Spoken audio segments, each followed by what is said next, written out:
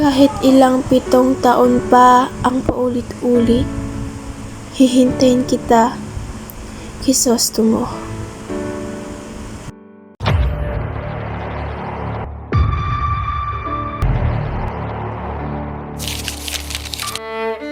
Ako'y kilala sa lipunan, hinahangaan ng marami dahil sa taglay ng aking kagandahan at isang simbolo ng tunay na Pilipino.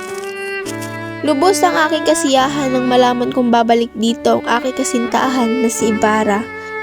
Ngunit, minabuti ko sa sarili ko na lamang ang aking kasiyahan na ito. Paniguradong hahanapin agad ako ni Ibarra sa kanyang pagbalik. Sinang, aking kaibigan, kung sakaling hanapin ako sa iyo ni Ibarra, sabihin mo na lang na gusto ko nang putulin ang relasyon naming dalawa dahil sa matinding dahilan. Malapit na ang araw ng aking pagpapakasal. Ngunit, bakit ganito ang aking nararamdaman? Sa halip na kasiyahan ay kalungkutan ng aking nadarama. Parang may natatanaw akong anino ng 2 lalaki dako roon. Hindi kaya isa sa kanila ay si Crisostomo! Ikaw nga, aking mahal. Napakasaya kong makita kang muli. Patawarin mo ako sa aking pagpapakasal kay Linares. Pumayag lamang ako dahil gusto kong ilayo ka sa kapamakan. Tandaan mo sa buhay kong ito, ikaw lamang ang aking mamahalin at wala nang iba pa. Matapos niya akong yakapin ng mahigpit sa kanyang unting-unting paglayo ay para bang unting-unti ring nadulog ang aking puso. Hindi ko alam kung kailan siya makikita o makakausap o maaaring hindi na. Kinabukasan ay nabasa ko sa dyaryo, patay na si Crisostomo. Hindi ito maaari.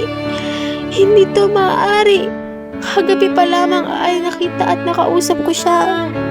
Ngayon malalaman kong patay na siya at iiwan ako mag-isa. Ngayon ay wala na si Crisostomo. Ay wala na rin isa-isa ang aking buhay. Ako'y nalungkot sa mga pangyayari hanggang sa umuwi ang aking ama. Dala-dala ang mga balita na ipinasisira ni Padre Ramos.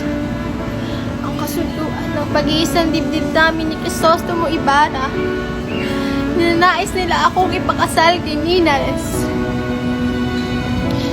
Kaibigan, sa kalooban ng aking mga pinagdaraanan, sumabay pa rito ang katotohanan.